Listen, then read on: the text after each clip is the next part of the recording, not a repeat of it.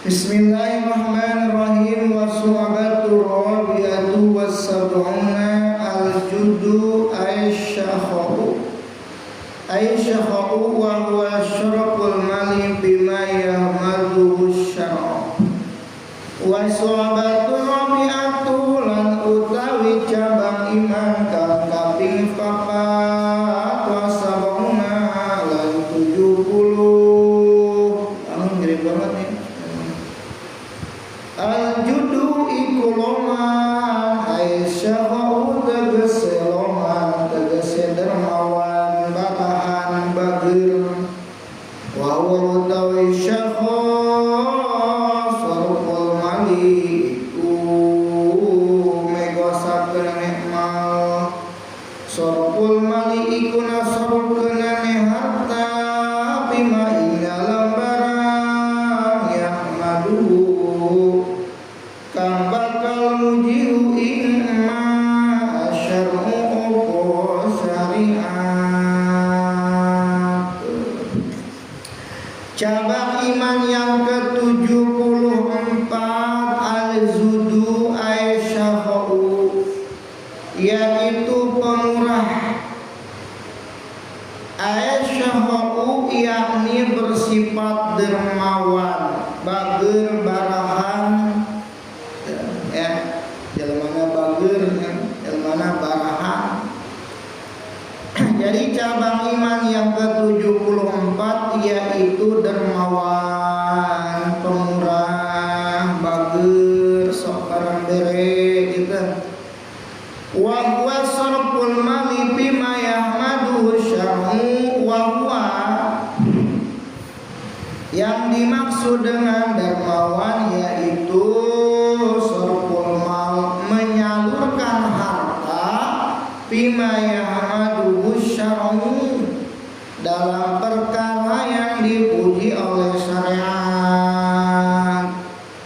Punya duit dipakai nyumbang mushola, nyumbang pengajian, nyumbang pembangunan masjid, nyumbang pembangunan pesantren, hal-hal yang baik, berbagi pada orang yang membutuhkan. Itu namanya sakho, dipuji oleh syariat. Dipuji oleh syariat, dipuji. Tapi jika ia menyalurkan hartanya dalam perkara yang dicela oleh syariat, maka dia tidak termasuk orang dermawan, bukan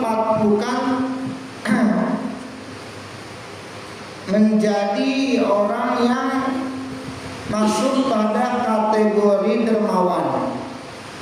Kalau nyumbang dangdut paling utama itu misalkan ya, paling gede juga sumbangannya maka dalam hal ini ia tidak termasuk orang yang dermawan.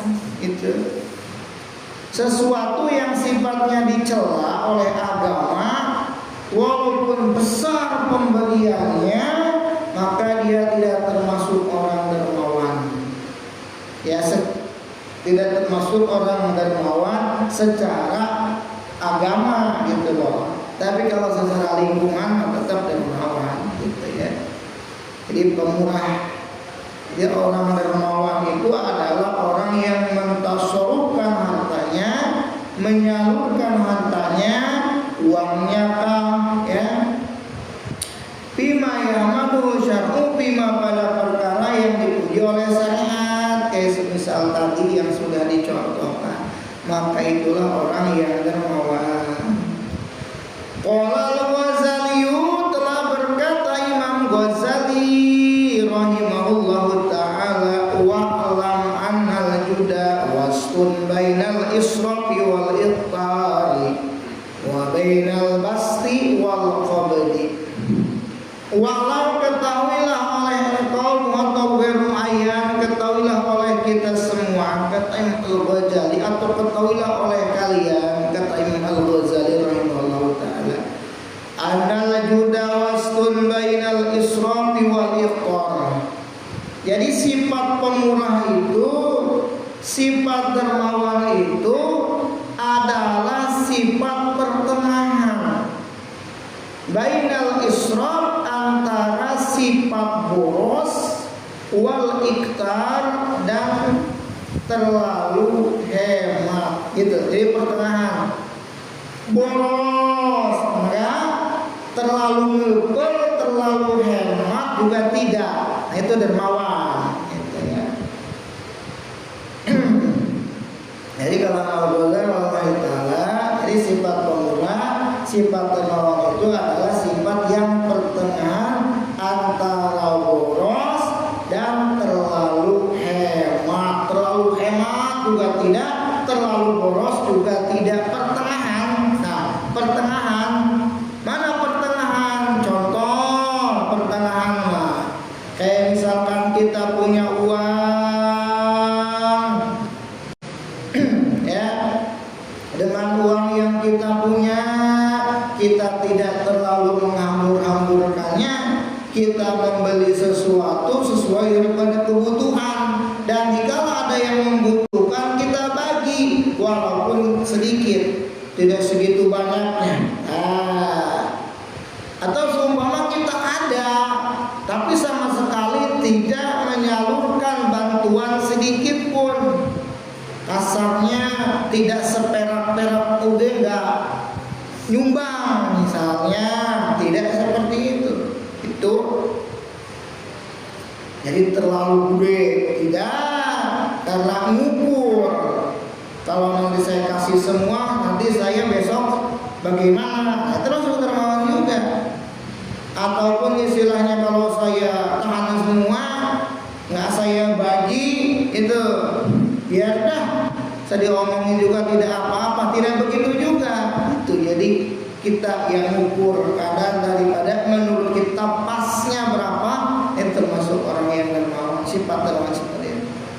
Wa bainal basti wal qabdi, dan antara melapangkan dan menyempitkan, terlalu irit dalam kurung. Maksudnya tadi tidak terlebihan dan tidak juga pelit, tidak terlalu berlebihan, tidak juga pelit. Artinya kalau ada dikasih, kalau nggak ada ya sudah, wis mau apa yang dikasihin. Cuman ada nih kiranya malah seperak dua perak mah, ya udah dikasihin. Nah, itu termasuk orang yang dermawan gitu ya, termasuk orang yang pemurah, kata Imam Al-Ghazali rahimahullahu ta'ala anhu. Wa huwa yaqdirabat lahu wa imsakahu biqadril wajibi.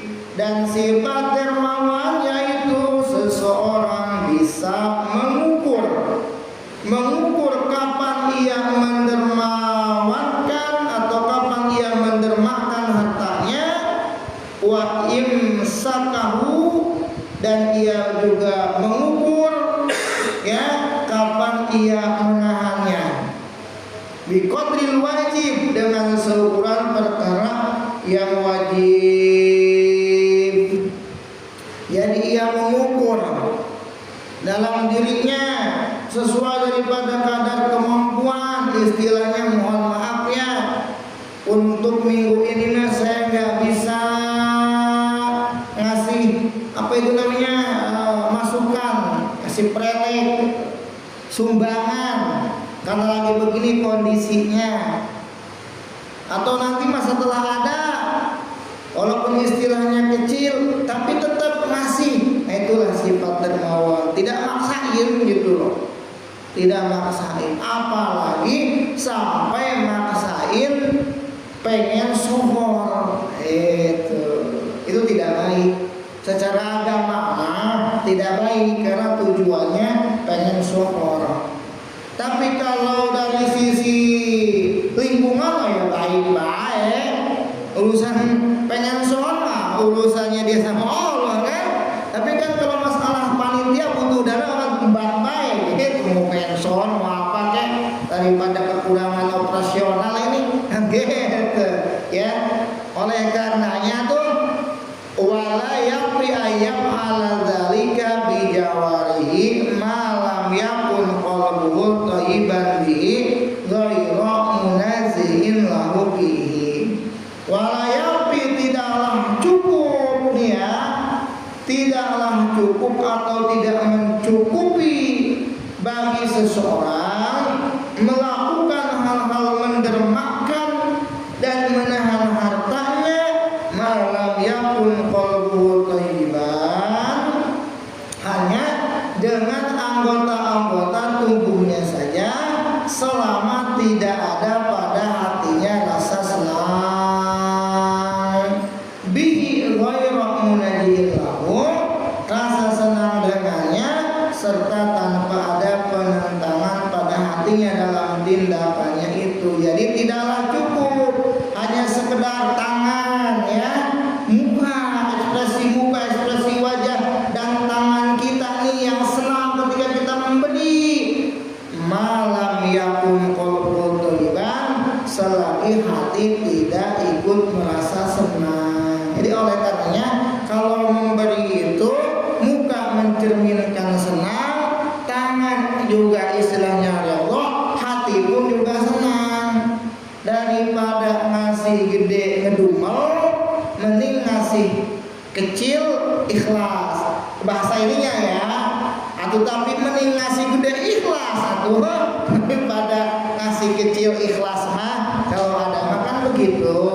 Tuh, malam yakun qalbu thayyiban. Selagi hati kagak redha mah ya tidak usah maksain dengan sekian yang kita berikan. Itu jadi jangan sampai ada penentangan pada hati kita. Istilahnya kita ngasih ongkos, ngedumel ongkos, ngomongin di belakang juga nggak baik. Itu hasilnya menyesuaikan yang menurut kita hati kita ridho. Karena juga namanya kan bab loma ini, bab sedekah. Kalau sedekahnya sesuai daripada keikhlasan kita, gitu ya. Beda dengan zakat. Kalau zakat memang udah ada ukuran, udah ada takaran, dan itu pun juga ketentuannya bagi orang-orang yang ada. Kalau orang kismin mah yang nggak ketaklif zakat, apa yang mau dijakatin, kan gitu bahasanya. Tapi kalau dari sisi sedekah mah yaitu mesti hati kita ini merasa senang di saat kita memberikan sesuatu kepada siapapun yang sifatnya bermanfaat, yang dipuji oleh syariat. Karena toh buat kita juga ini kok, saya sudah sampaikan kemarin gitu ya, ma indallahi baqin wa ma indaka yanfudu. Ada dalil seperti itu. Sesuatu yang ada di sisi Allah itu akan kekal. Jadi kita titipkan di Allah 1.000, 2.000, 3.000, 5.000, 10.000 kita titipkan tuh ya di Allah. Bagaimana caranya nitipkan di Allah? Ya, kita berbagi dengan seperak dua perak harta kita kasih pada orang lain. Limaslahatil umat, untuk apa aja lah, yang penting untuk maslahatan umat. Itu hakikatnya kita sedang menitipkan harta kita di Gusti Allah, yang nantinya kalau Allah Ta'ala akan buka nih celengan kita ya. Allah akan buka tabungan kita. Dan jangan salah, yang kita titipkan di Gusti Allah itu sebagaimana kita naruh modal di perusahaan-perusahaan.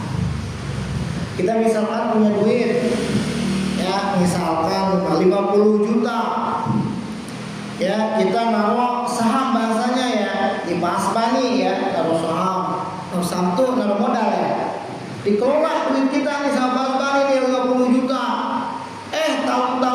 Tahu bisa lebih daripada 50, 100, 200 itu. Naruh saham di Allah mah gak bakalan rugi asal duitnya benar gitu. Jadi nantinya itu bakalan ketemu bukan hanya 1.000, 2.000, bisa mah 100, 200 ribu dari 1.000 itu gitu. Jadi bisa makin membangkang, makin membesar pahalanya. Sebagaimana kita naruh modal, yang modal kita dipakai usaha bagi hasil kayak gitu, semakin gede semakin banyak. Wa ma indaka yanqudu, sesuatu yang ada pada diri kita mah itu mah ke got, ke WC ya, ke kali. Kita makan pizza, burger, spaghetti, makan sendiri-sendiri ya, kagak bagi orang lain jadi kotoran.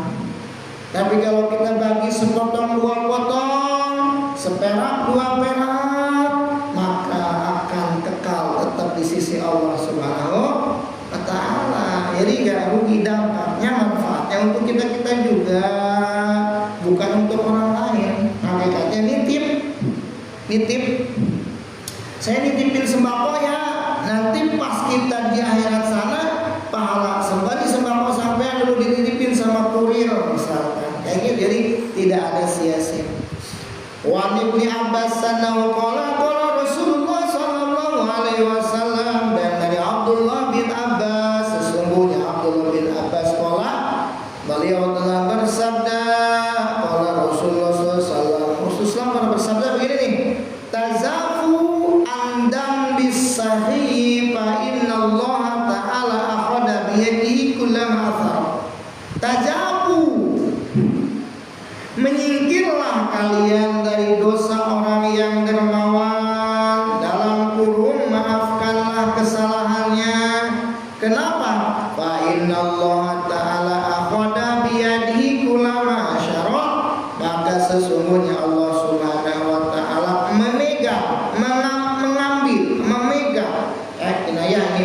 memegang tangan orang yang dermawan bila ia tergelincir berbuat salah. Jadi kalau orang yang dermawan tergelincir dalam perbuatan yang tidak baik, sama Allah dijaga, ditolong, diselamatin sama Allah Ta'ala.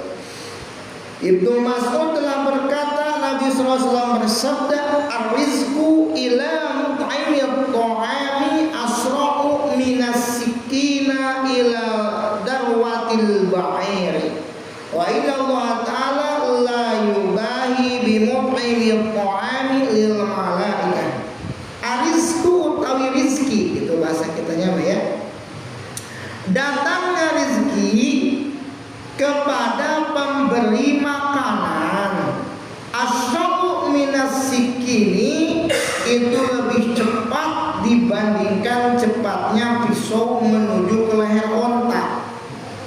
Jadi orang yang suka bagi-bagi makanan, orang yang royal pada makanan, pokoknya orang yang senang-senang bagi makanan ya, orang yang senang ngajak makan, suka traktir orang, pokoknya punya hobi, orang ini senang ngasih makan orang. Nah, rizki yang ia berikan kepada orang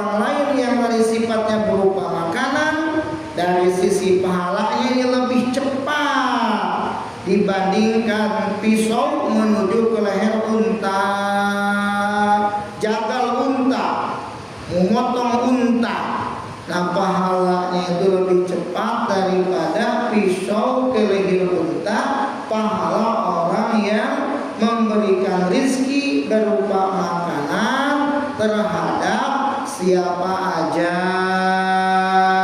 Tuh. Wa inna Allah ta'ala, dan sesungguhnya Allah subhanahu wa ta'ala la yubahi bimut'imil ta'ami lil malaikah. Sesungguhnya Allah subhanahu wa ta'ala pasti akan membanggakan pemberi makanan kepada para malaikat. Oleh Allah, hai malaikat, kata Allah ta'ala, tuh hambaku bulan bin bulan sekarang lagi bagi-bagi Jumat berkah. Tuh hambaku bulan bin bulan lagi traktir kawan-kawannya. Wah, dibangga-banggain itu hamba-hamba Allah kepada para malaikat-malaikat Allah subhanahu wa ta'ala. Ya, mudah-mudahan kita jembar rezeki ya, luas rezeki melimpah ruah ya, untuk bekal ibadah kepada Allah. Ada kadang-kadang pengennya doang, kalau kagak ada mah ya apa yang mau di apa istilahnya ditraktirin kan begitu. Dari Sayyidina Aisyah radhiyallahu ta'ala anha, dari baginda Nabi sallallahu alaihi wasallam, anhu qala asyakhu syajaratun asluha fil jannati wa absanuha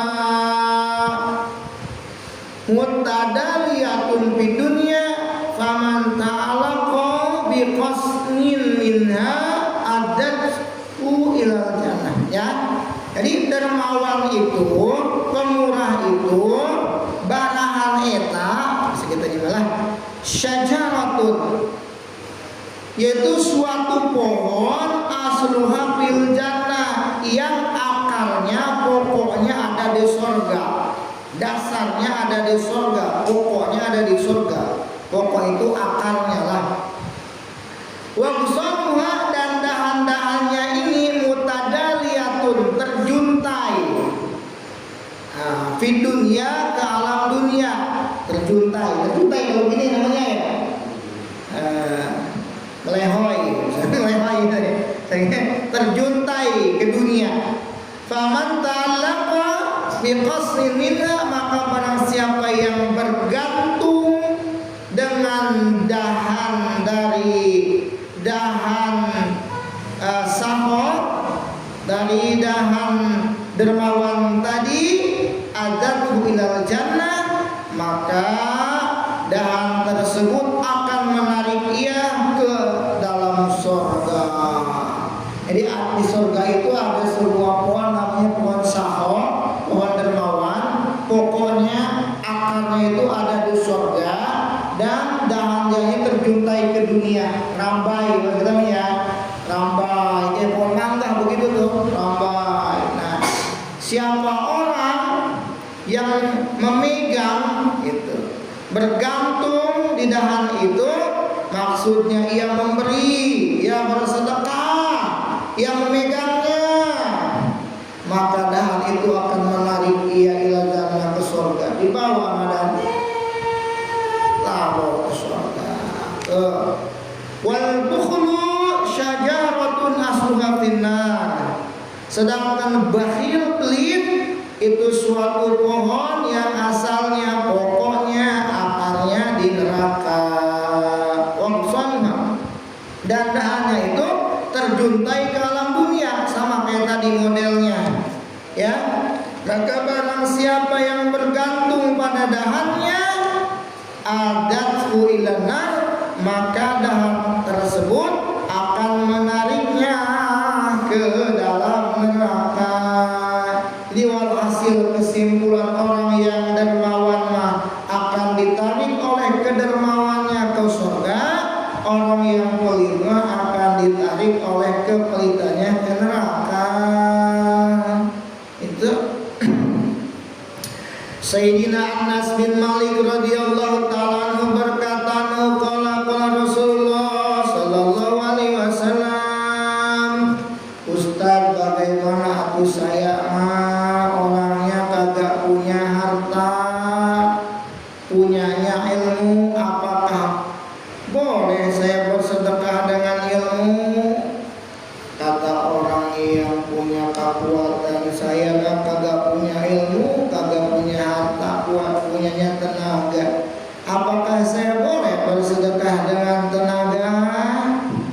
Rasulullah sallallahu alaihi wasallam berkata, "Man kana lahu malun falyatasaddaq bimalihi." Barang siapa yang memiliki harta, maka hendaklah bersedekah dengan hartanya. Kalau punya duit, maka bersedekah dengan duitnya. Wa man kana lahu ilmun falyatasaddaq bi ilmihi. Dan barang siapa yang memiliki ilmu, maka hendaknya bersedekah dengan ilmunya. Wa man kana lahu quwwatun falyatasaddaq bi quwwatihi. Dan barang siapa yang memiliki tenaga, kekuatan, falyatasaddaq bi quwwatihi, maka bersedekahlah dengan tenaganya. Jadi sedekah itu nggak mesti pakai duit baik. Tenaga buat bantu-bantu di musola, jadi sedekah. Ilmu buat bantu-bantu orang di musola, ngajarin ini itu di sekolah, di pesantren, jadi sedekah. Begitupun juga harta bakal keliat, ini jadi sedekah gitu. Oleh karenanya sedekah itu tidak hanya dengan harta, bisa dengan ilmu, bisa dengan kekuatan, dengan tenaga. Saya ngebantuin duit maka gak bisa bang, apalagi ilmu. Dah bikin rumah gini gitu, ngatur gini gitu, takut salah, udah saya bantuin ngangkatin pasir, jadi sedekah. Itu jadi ada pahalanya yang di diri kita. Malah kadang-kadang lebih gede mungkin pahalanya, pahala tenaga. Biasanya kalau pahala duit mah kecil tapi suka prioritas. Tapi kalau yang sedekah tenaga mah 2 hari 2 malam kagak diomong-omong. Padahal paling capek, paling banyak jasanya. Masya Allah, tabarakallah ya.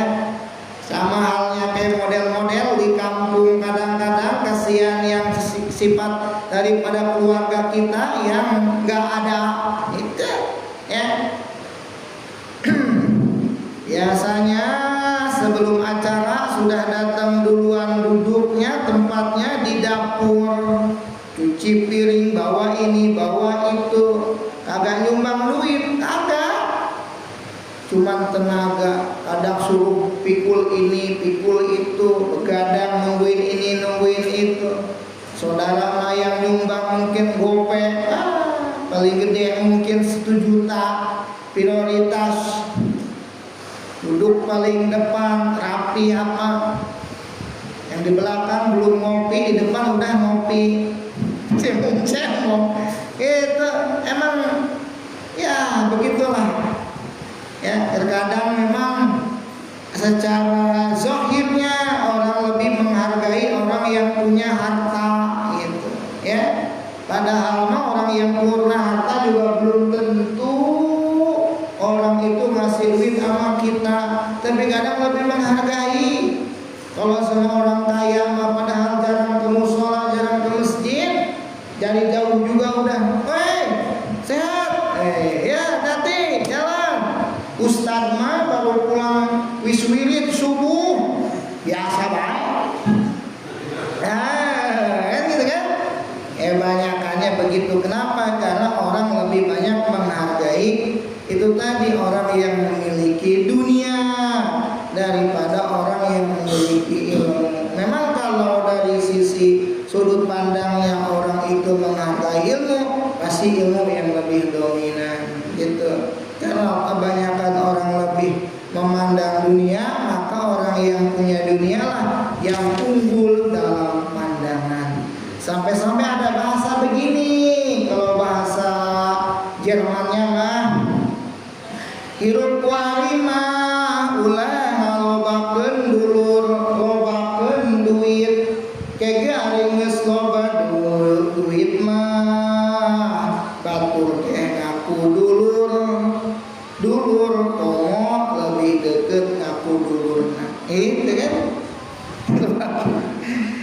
Kalau sudut pandang begitu mah kayaknya benar, tetapi kita nggak usah ikut-ikutan karena ada sebuah hadis yang mengatakan barang siapa yang merendahkan diri kepada atau terhadap orang kaya faqadhaba sulusudinihi, maka hilanglah 2/3 agamanya.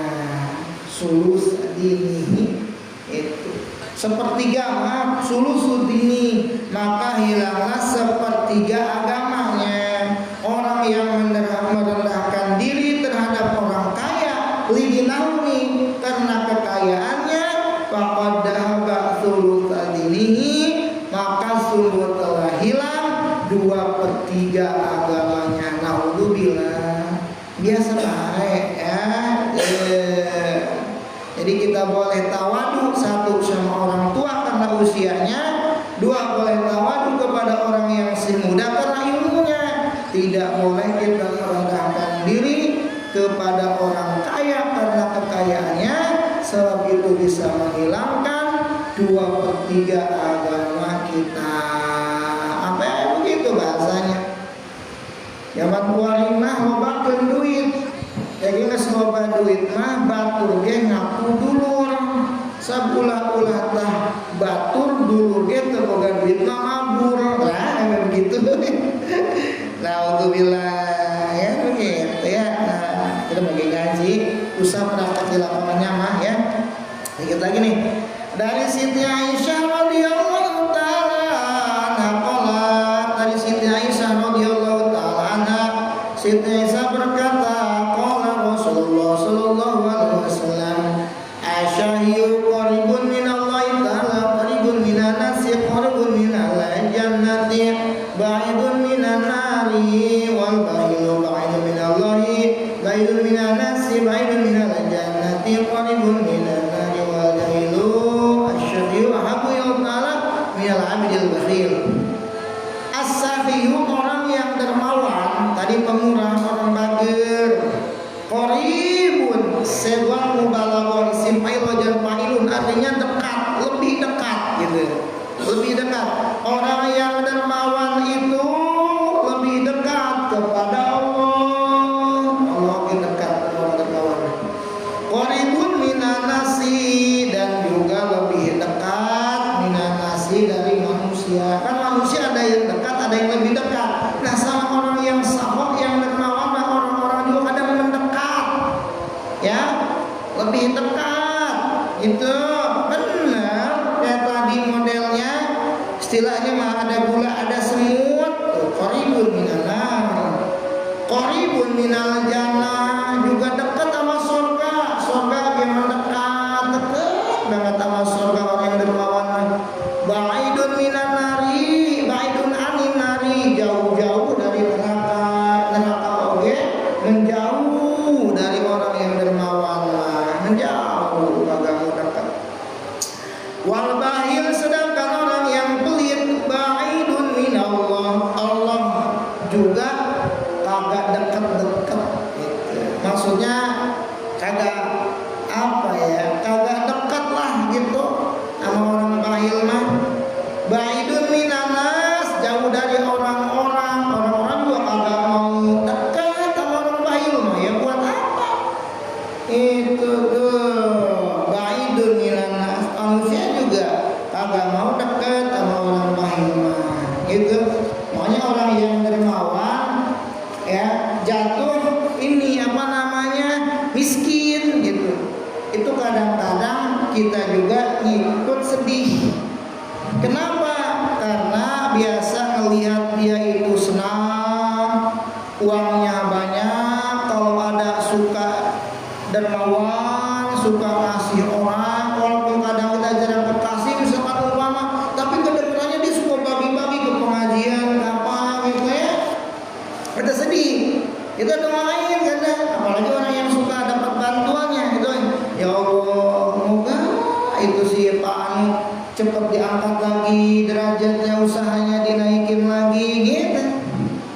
Beda orang pelit, dengar Pak itu bangkrut dan mampus biarin udah gitu pesertanya mah. Emang sialan dangkalan pelitnya dia 7 turunan itu kita mau buru-buru ini jangankan buat bensin kopi aja kagak, biarin dah. Emang begitu, siksa itu aja dari Allah udah katanya kemana-mana. Enggak ada kalimat doa enggak, malah kita disumpahin. Padahal malah istilahnya kopi ya berapa duit sih, ketemu di jalan misalkan itu akan apa ya istilahnya terkenal pahit yang orang itu doain. Asyaallah. Makanya orang kaya hebat karena hartanya, orang alim hebat karena ilmunya, tokoh hebat karena jabatannya. Tetapi ada yang lebih hebat, apa? Kemustajaban doa di dalamnya siapa? Orang fakir. Orang fakir itu ada yang dahsyat pada dirinya apa? Mustajab doa. Kok bisa? Ya namanya orang fakir itu kalau minta itu tembus di hati nih. Di sini nih. Dikasih 10.000. Orang nggak ketemu makan dari pagi sampai sore umpama, nggak ketemu beras dari pagi sampai sore, tahu-tahu ada yang ngasih beras. Wah, masya Allah, syukurnya bukan main itu. Alhamdulillah, ya Allah, sampai alhamdulillahnya tajam, kayak apa itu namanya belati gitu. Dalam, atau saya doain ya, biar naik haji, umroh tiap bulan, pokoknya sehat selalu, panjang umur, ya apa yang diinginkan terkabul, tercapai.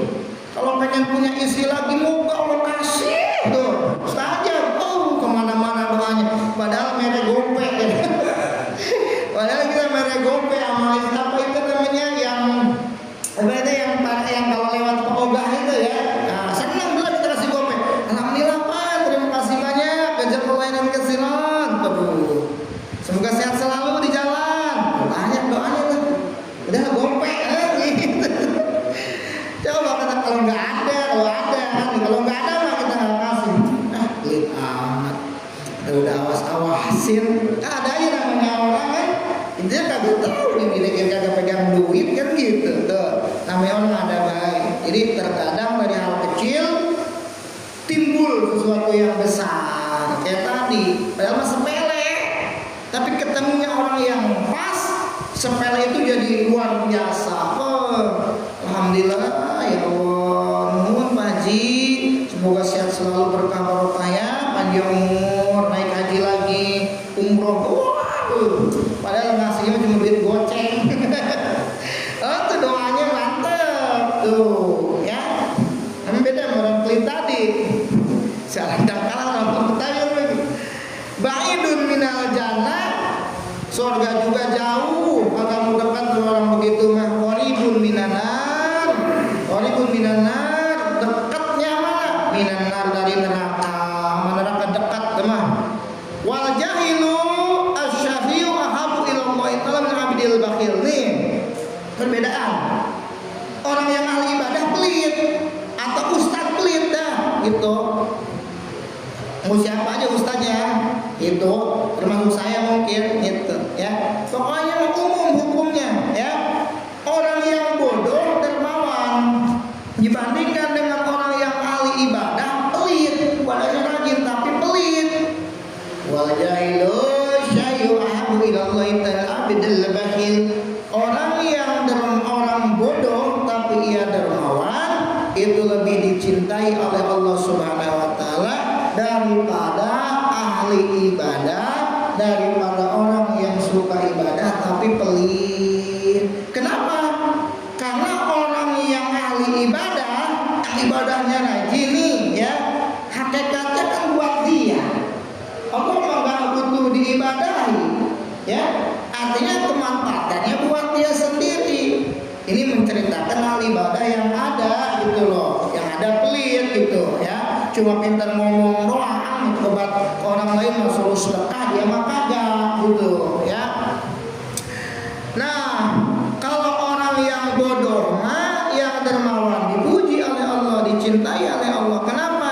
Karena di samping itu satu ia bermanfaat,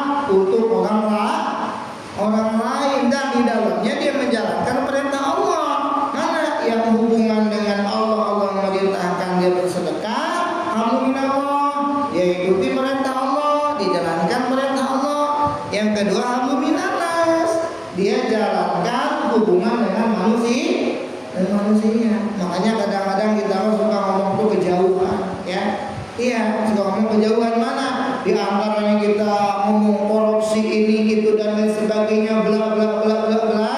Tapi kadang kita lupa di lingkungan kita yang kiranya sebenarnya ada di antaranya yang membutuhkan pertolongan kita, atau hal yang istilahnya sederhana yang mungkin kiranya bagi kita itu sederhana dan itu luar biasa, bagi orang lain yang belum kita terapkan, ya. Kalau kita udah terapkan, itu udah ngaji namanya. Itu ngaji itu begitu.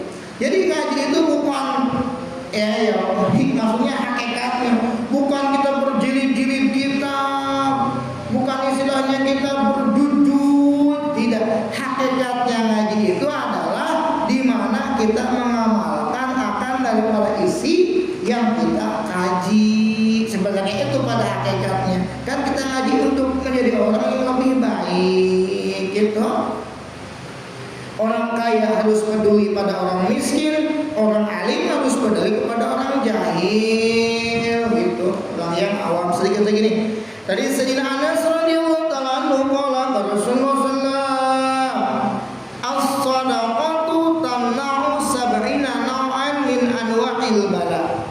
Sedekah itu bisa mencegah, bisa menahan 70 macam musibah. 70 macam musibah. Awanha al-zadamu wal barasu. Yang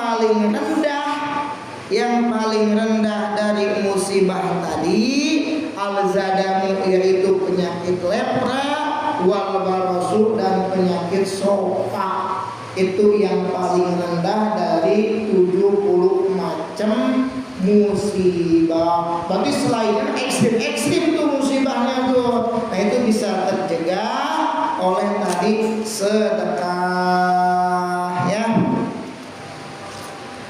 Masih di bab ini ya, belum selesai, masih di bab ini cabang iman yang ke-74 itu pemula yang bersifat menawan. Belum selesai kalimatnya, nanti kita lanjutkan. Diberkati dengan Quran Al-Fatihah. Bismillahirrahmanirrahim. Iyyaka na'budu wa iyyaka nasta'in. Ihdinas siratal mustaqim, siratal ladzina an'amta 'alaihim ghairil maghdubi 'alaihim waladdallin. Sedikit lagi ya, baru aja Isya ya, apa-apa ya. Sedikit lagi nih.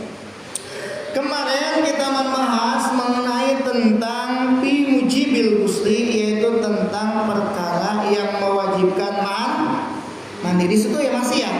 Oke. Perkara yang mewajibkan mandi.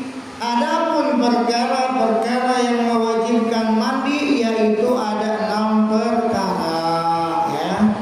Yang dimana 3 diantaranya yaitu bersekutu, artinya ada pada laki-laki dan ada pada perempuan, yaitu di mana laki-laki dan perempuan ini sudah melakukan hubungan suami istri poinnya, maka wajib bagi laki-laki dan bagi si perempuan keduanya ini untuk melakukan mandi besar namanya ya, sebagaimana kemarin niatnya nawaitu raf'al hadasil akbari an jami'il badani fardholillahi ta'ala, itu niatnya ya. Nah, kemarin ada pun si mayit yang dimana telah dipandiin fala yu'addu ghusluhu bi'ailadin bihi, maka tidak perlu diulang lagi memandikannya dengan sebab dibenamkan atau dimasukkan penis pada diri jenazah tersebut. Contohnya kemarin saya contohkan ya,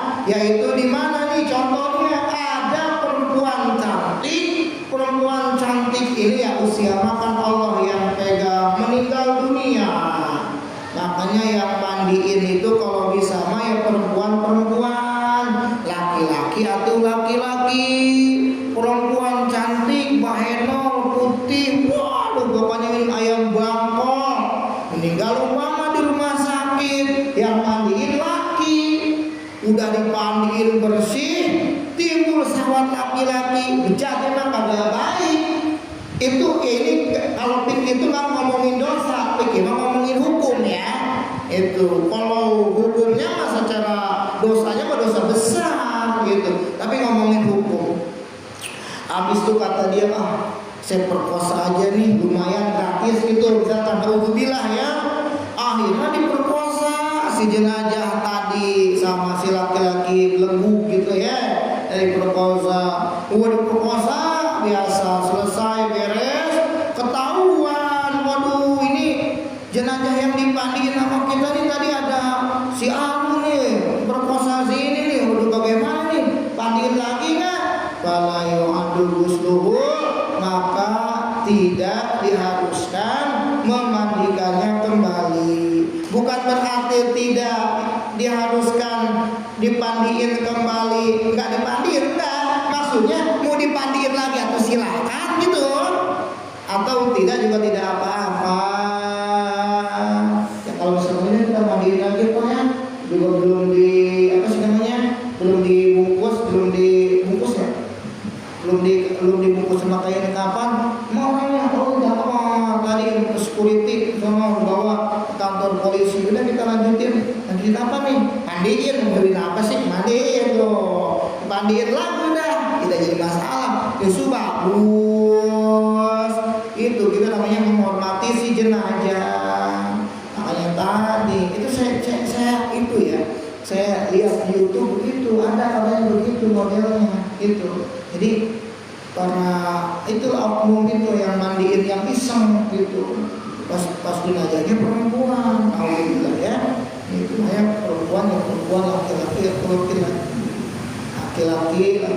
perempuan kan begitu ya. Dan udah kita lanjut begitu. Makanya kalau masih dimandiin, hadir kita. Kalau kita sudah kurang percaya, kita liatin gitu ya. Nah itu, terusnya lagi di antara atau termasuk perkara yang disebutkan bersama antara laki-laki dan perempuan itu keluar air mani, baik dengan bersenggama ataupun tidak. Jika keluar air mani, baik itu laki-laki atau perempuan, maka ia wajib mandi. Yang ketiga yang sifatnya musyarakah itu bersamaan, ada pada laki-laki dan perempuan, yaitu al-mautu, meninggal dunia. Kalau ada laki-laki meninggal dunia, maka wajib laki-laki tersebut dimandiin, tuh haknya tuh. Begitupun juga kalau ada perempuan meninggal dunia, maka wajib si perempuan tersebut dipandiin. Illa fi syahidi, terkecuali orang yang mati syahid di jalan Allah berperang. Kalau orang yang mati syahid nih membela agama Allah, ya, penuh dengan darah badannya, bisa dipandiin, jadi saksi malah. Begitu adanya. Begitu adanya, sudah seperti itu aja, dibungkus sama kain kapan, disolatin, gitu ya.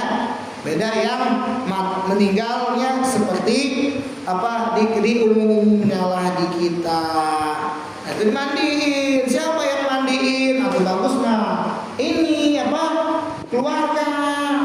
Itu keluarga.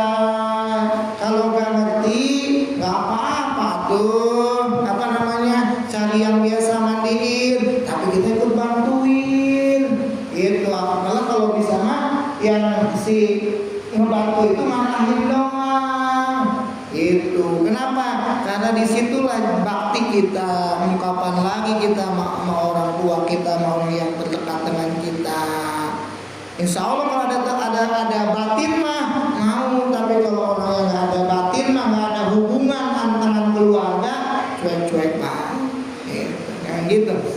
Tiga lagi nih, wasalah satu tata subihani syawwa ya al-haidu, dan tiga perkara dikhususkan dengan untuk para wanita, yaitu haid, yakni darah yang keluar dari seorang wanita yang telah mencapai usia 9 tahun. Jika si perempuan sudah mencapai usia 9 tahun dalam hitungan komariah, terus keluar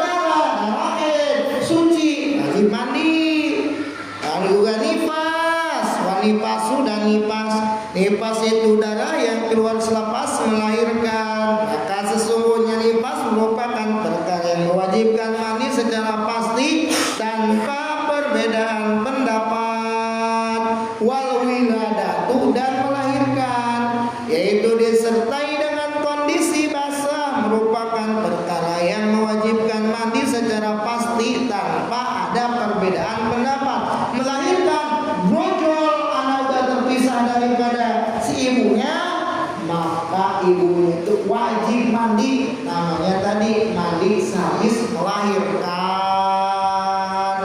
Dan melahirkan kosong bersih dari kondisi basah, nggak ada cairan, pokoknya normal ini mah.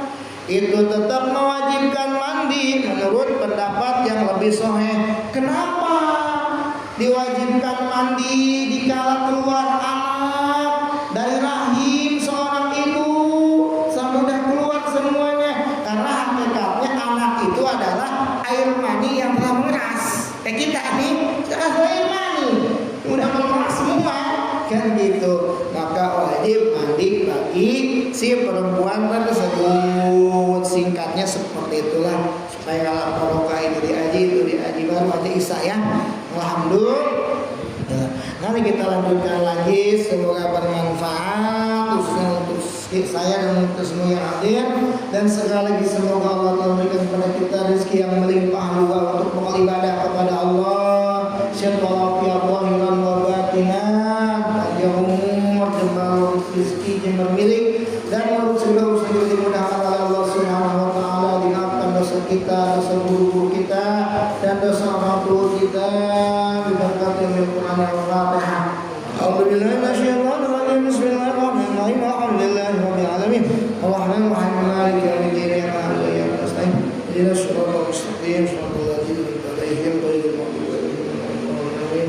Subhanakallahumma wa bihamdika asyhadu an la ilaha illa anta astaghfiruka wa atubu ilaik.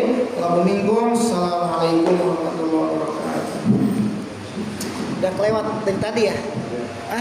Udah kelewat Isa dari tadi ya? Udah dari tadi ya? Saya baca. Oh iya, siap. Ya, oke. Kita dari sini ya.